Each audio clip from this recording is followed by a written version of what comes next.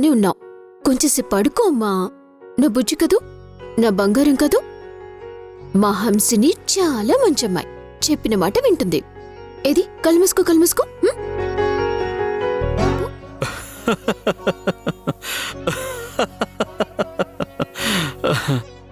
నీకు నీ కూతురికి ఇద్దరికి నన్ను చూస్తే నవ్వులాటగా ఉందా? ఇది చూస్తే నిద్రపోదు. నువ్వేమో నిద్రపుచ్చటానికి ట్రై చేస్తున్న నన్ను చూసి నవ్వుతావు. నీరజ, దానికి నిద్ర వచ్చినప్పుడు నిద్రపోతుంది. నువ్వు బలవంతంగా నిద్రపుచ్చాలని చూస్తే ఎలా నిద్రపోతుంది చెప్పు? చుట్టూ చూడు దిండ్లు ఎలా పెట్టావో. జైల్లో ఖైదీని బంధించినట్టు బంధించేశావు. హలో మాస్టరు, ఇది జైల్లో బంధించినట్టు కాదు.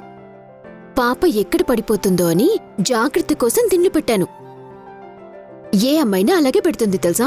పక్కన ఎవరు లేనప్పుడు అలా పెడతారు, కానీ నువ్వు పక్కనే ఉండి పెట్టావు చూడు, నువ్వు చాలా గ్రేట్. అంత వెటకారులెందుకులేండి. నన్నా బంగారు తల్లి, రారా. మీ అమ్మ నిన్ను జైల్లో బంధించినట్టు బంధించిందిరా. నేను నీకు బెయిల్ ఇచ్చేసాలే, నేను వచ్చేసాగా. ఇటు చూడు, ఇటు చూడు, ఇటు చూడు, ఇటు చూడు నాన్నా. హంసని హోల్డ్ ఆన్, హోల్డ్ ఆన్.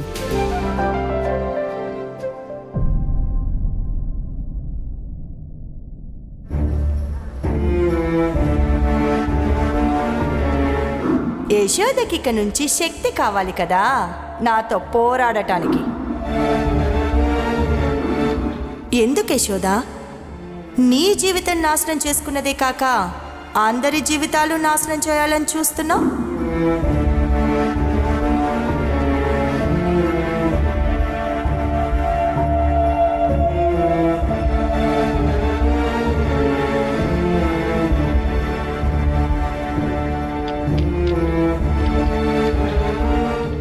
ఏంటి యశోద, ఎన్నిసార్లు నీకు ఫోన్ చేయాలి, ఎన్ని మెసేజ్లు పెట్టాలి? ఒక్కసారి కూడా నీకు రెస్పాండ్ అవ్వాలనిపించట్లేదా?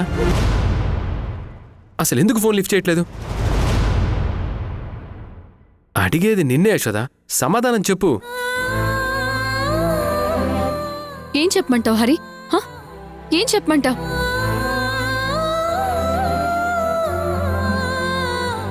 నేనేదో నేరం కావాలని చేసినట్టు మీ ఇంట్లో వాళ్ళు, ఇంకొక వైపు ఊర్మిళ. నేనేదో ఆపదలో ఉన్నట్టు ఆ దేవకి వాళ్ళు. ఒకరు కోపంతో, ఒకరు ప్రేమతో, ఒకరు పగతో, ఇలా అందరూ నా వైపు ఒకటేసారి దాడి చేస్తున్నట్టుగా అనిపిస్తోంది.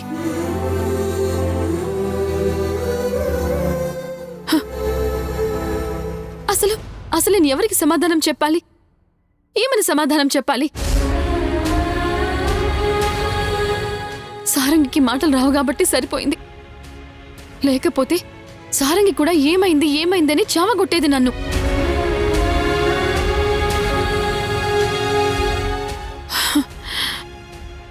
ప్లీజ్ హరి, దయచేసి నన్ను ఇలా వదిలేయండి. నా చావేదో నేను చేస్తాను. నిన్ను ఇలా వదిలేసేవాడినైతే ఎప్పుడూ వదిలేసేవాడిని Yashoda.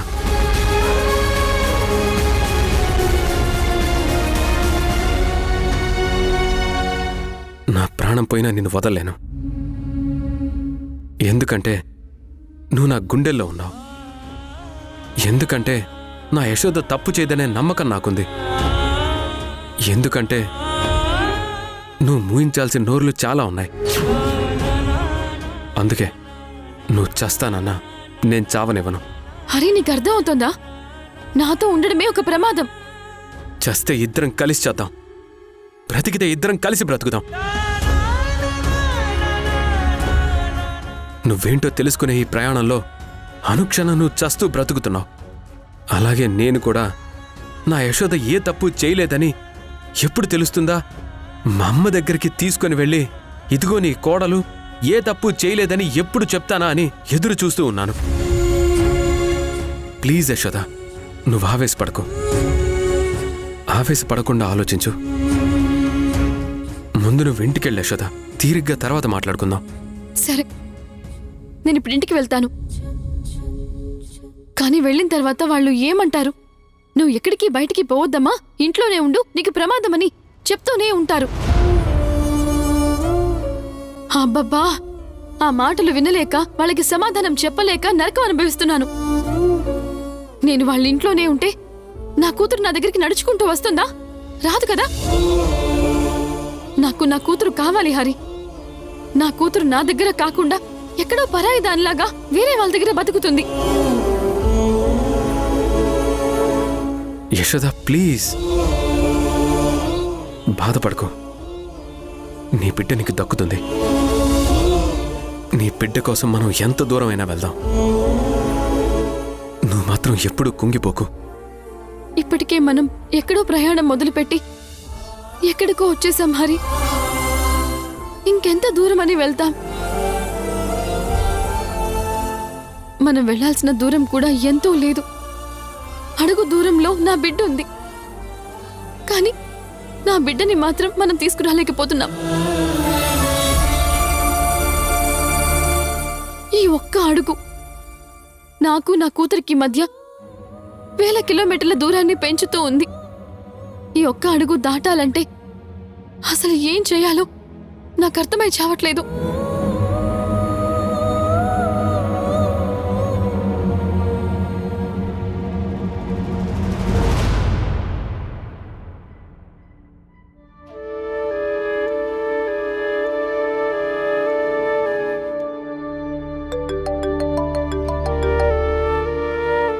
Good morning Neeraja. Good morning mummy. మేము ఈరోజు వచ్చేస్తాం. ఈరోజు నైట్కే బయలుదేరుతున్నాం. అంత తొందర ఏంటమ్మా?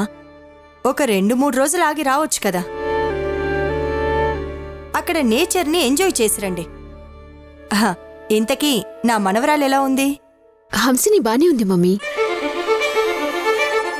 ఏంటే చిన్నగా ఏడుపు కూడా వినిపిస్తుంది?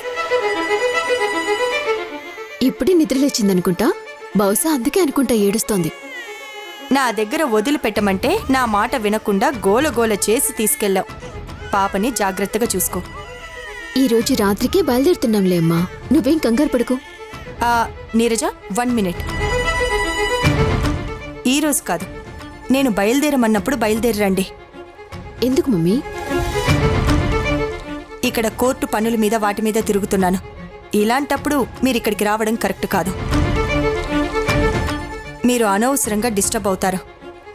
ఇక్కడ నా పనులన్నీ పూర్తయ్యాక మీరొద్దురు గాని. ఈలోపు అక్కడ నేచర్ని ఎంజాయ్ చేస్తూ ఉండండి. సరే మమ్మీ. బుజ్జమ్మా, అమ్మా చెప్పండమ్మా. కాఫీ తీసుకురా. అమ్మగారు ఇంకా పాలు రాలేదు. నేను షాప్కి వెళ్ళి తీసుకొస్తాను. త్వరగా వెళ్ళి తీసుకురా. అలాగే అమ్మా.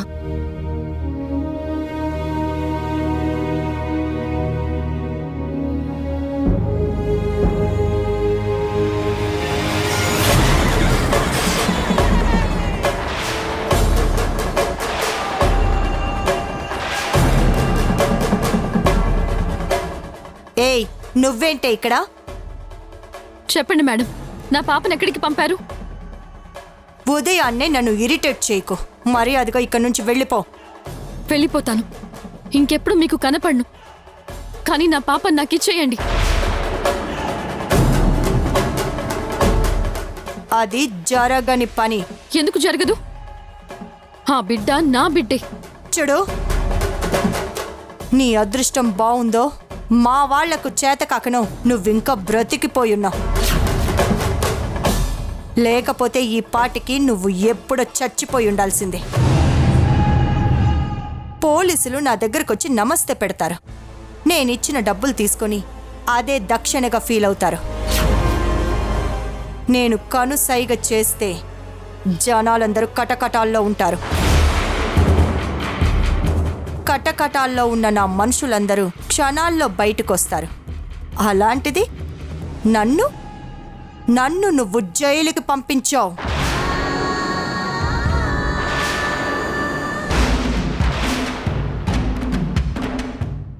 ఎప్పుడు పోలీస్ స్టేషన్ మెట్లు ఎక్కని నన్ను 2 గంటలు స్టేషన్లో ఉండేలా చేశావు.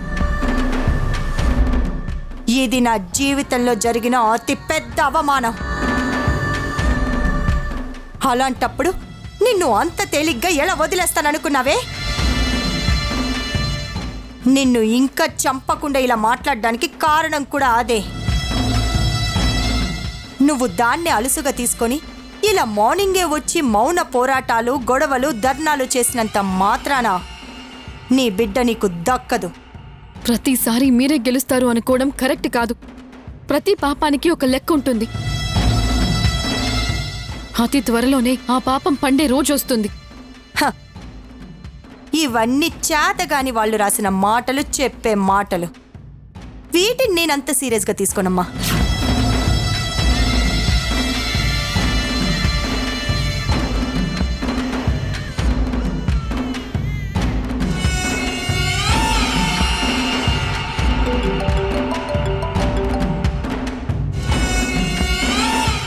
చెప్పు నీరజ.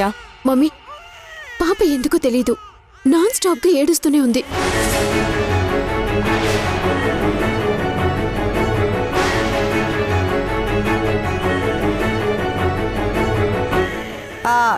ఏమన్నావు నీరజ? మమ్మీ, నాకు చాలా భయంగా ఉంది. ఎందుకో తెలియదు కానీ పాప నాన్ స్టాప్గా ఏడుస్తూనే ఉంది.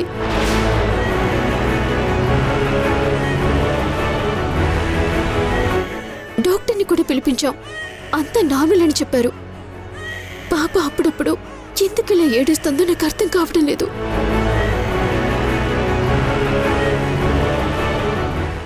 ఒక పని చెయ్యి మమ్మీ, మేము వచ్చేలోపు నువ్వు ఆ దేవికిని ఇంటికి పిలిపించు.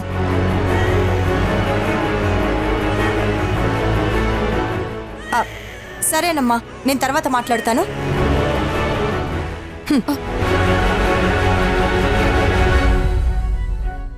విన్నావు కదా, నీ కూతురు గుక్క పట్టి ఏడుస్తోందంట. నేనేమీ అబద్ధం చెప్పట్లేదు, నువ్వే విన్నావు కదా. ఏమైందో తెలీదు. మొన్న కూడా ఇక్కడ అంతే, ఉన్నట్టుండి చాలాసేపు ఏడ్చింది. ఇప్పుడు అదే సిచ్యువేషన్ అక్కడ కూడా వచ్చింది. దానికి ఏం జరుగుతుందో నాకు అర్థం కావట్లేదు. మీకు దండం పెడతాను, దయచేసి నా కూతురు ఎక్కడుందో చెప్పండి, నేను వెళ్ళి చూసొస్తాను. ఏ ఊళ్ళో ఉందో చెప్పండి, కావాలంటే మీ కాళ్ళు పట్టుకుంటాను. ఏయ్, నువ్వు కాళ్ళు పట్టుకున్నంత మాత్రాన నేను కరిగిపోయే రకం కాదు. నువ్వు 100 రకాలుగా బ్రతిమలాడినా సరే అది జరగదు. నాతో పెట్టుకుంటే జీవితం ఎంత నరకంగా ఉంటుందో నీకు తెలిసేలా చేస్తానే. బుజ్జమ్మా, ఇల్లు జాగ్రత్త. అలాగే అమ్మా.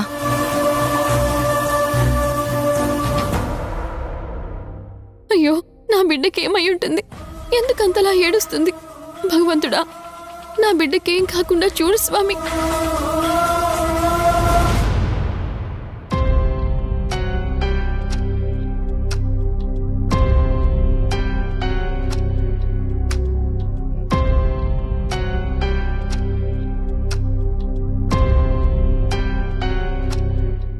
ఏంట్రా అన్నయ్య, అప్పుడే బావని డ్రాప్ చేసి వచ్చావా? అప్పుడే అంటావేంటి?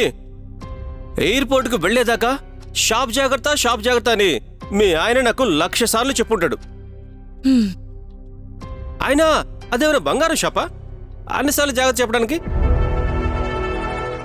మెడికల్ షాపే కదా, ఎవడెత్తుకెళ్ళిపోతాడు చెప్పు?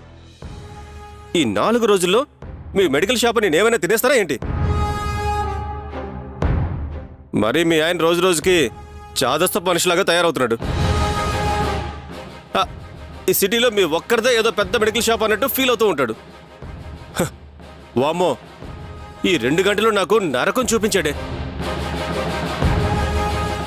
నోరు ముయ్యరా, నువ్వెలాగో వ్యాపారాలు చేస్తావు, ఏం చేస్తున్నావు అంటే అది చేస్తున్నాను ఇది చేస్తున్నానని మా నోరు మూయిస్తున్నావు. ఒక్క విషయం గుర్తుపెట్టుకోరా, చేసే పని మీద శ్రద్ధ ఉండాలి. అప్పుడే జీవితంలో ఉన్నత స్థాయికి ఎదుగుతావు. అది మీ బావ నమ్ముతాడు. తన దృష్టి అంతా ఎప్పుడూ వ్యాపారం మీదే ఉంటుంది. నీ దృష్టిలో అది చిన్న వ్యాపారమే కావచ్చు, కానీ మీ బావ దృష్టిలో మాత్రం తను వ్యాపారాన్ని ప్రేమిస్తాడు. సర్లే, నువ్వు నా క్లాసులు పేకుండా ఆపుతావా? ఇంతకీ దేవకి యశోద వచ్చిందా? రాలేదురా. రాలేదా? రాకపోవడం ఏంటి? ఊర్లో మేడం ఇంట్లో కూడా యశోద లేదంట కదా, పని మనిషి చెప్పింది.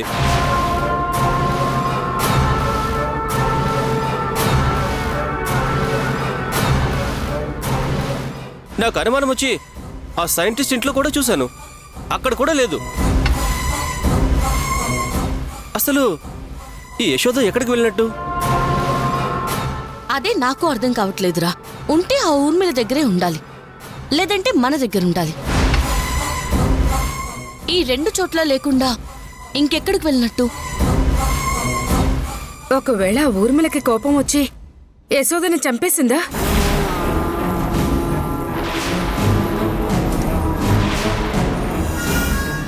అమ్మా, ఆ? నువ్వు అపశకునపు కూతలు కుయ్యకు. ఉంటే సైలెంట్ గా ఉండు, లేకపోతే కృష్ణారామ అనుకుంటూ ఆ దేవుడి గదిలోకి వెళ్ళి కూర్చో. నా మీద అరుస్తావంటే ఇప్పుడు నేనేమన్నానని?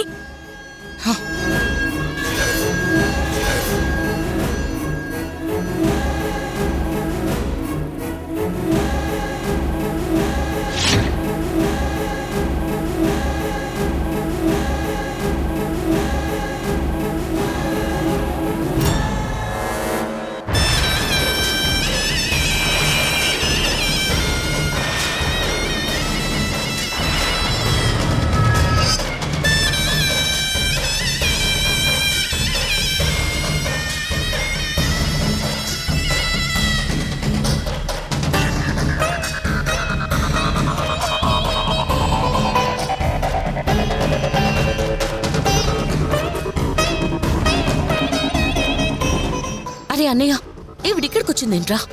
అదే నాకు అర్థం కావట్లేదు దేవకి.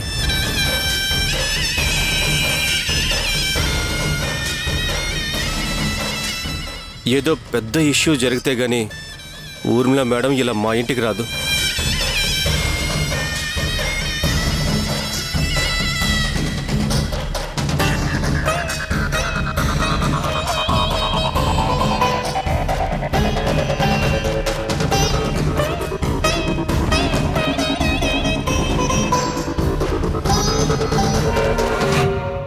ఏంటి అందరూ అలా షాక్ అయిపోయారు?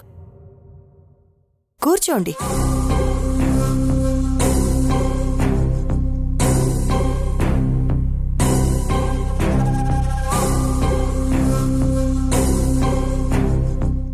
కూర్చోండి, కూర్చోమంటున్నాను కదా. పర్వాలేదు మేడం. అదేంటి దేవకి అలా అంటావు? నేను మీ ఇంటికొచ్చాను, మీరు నా ఇంటికి రాలేదు. కూర్చోండి. లేదులేండి మేడం, మీ అంతటి వాళ్ల ముందు మేం కూర్చోవటం కరెక్ట్ కాదు. సుబ్బరాజ్, నేనిక్కడికి ఎందుకు వచ్చానో చెప్తాను. దానికన్నా ముందు నీకొక విషయం చెప్పాలి.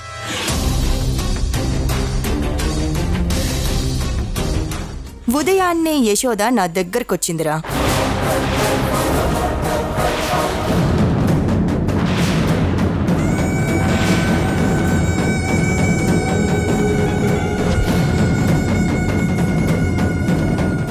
దాన్నలా చూస్తే నాకు చాలా ఆనందం వేసింది.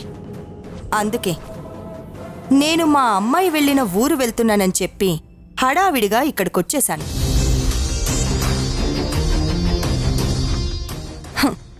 దానికిప్పుడు నేనెక్కడికి వెళ్ళానో తెలీదురా.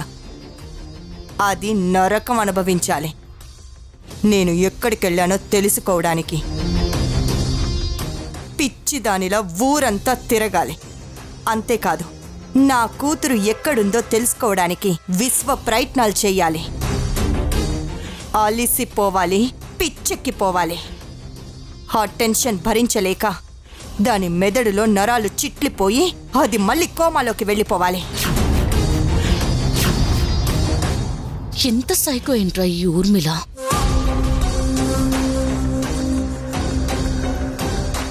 ఈ 2 రోజులు నేను మీ ఇంట్లో ఉంటే మీకేం ప్రాబ్లం లేదు కదా?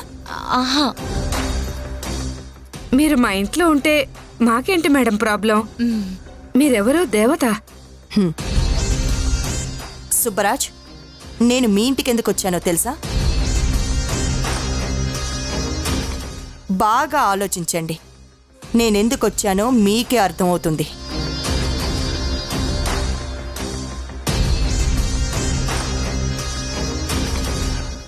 ఏంట్రా అన్నయ్య, యశోద్ ఇక్కడే ఉంటుందని మీ మేడంకి తెలిసిపోయి ఇండైరెక్ట్ గా ఇలా మాట్లాడుతుందా?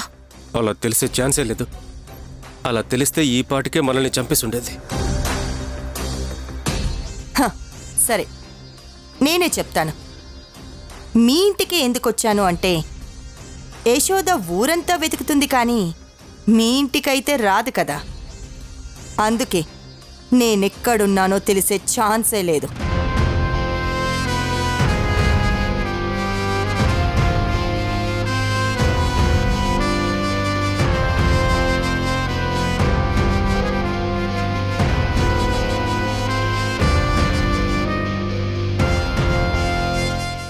ఏంటి వచ్చిన దగ్గర నుంచి గమనిస్తున్నాను, అందరూ అలా షాక్ అయిపోతున్నారు. అసలు ఏమైంది మీకు? అబ్బే అలాంటిదేం లేదు మేడం. అర్థమైంది సుబ్బరాజ్. ఇంత చిన్న ఇంట్లో నేను ఎలా అడ్జస్ట్ అయి ఉండగలను అనుకుంటున్నారా? ఒకప్పుడు నేను కూడా 2 గదుల ఇంట్లో 7 మందితో కలిసి ఉండేదాన్ని, అద్దెని షేర్ చేసుకుంటూ. నాకు ఆ లైఫ్ తెలుసు, ఈ లైఫ్ తెలుసు. మీరేం కంగారు పడకండి, మీ పనులు మీరు చూసుకోండి. నేను జరుగుతున్నది తలుచుకుంటూ ఆనందంగా ఇక్కడే ఉంటాను.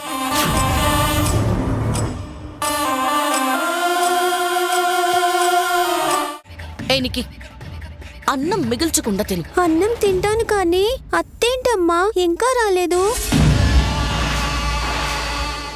ఎప్పుడొస్తుందంట? అత్తెవరు? రే సుబ్బరాజ్, మీ బావగారి చెల్లెల ఫోటో చూపించు.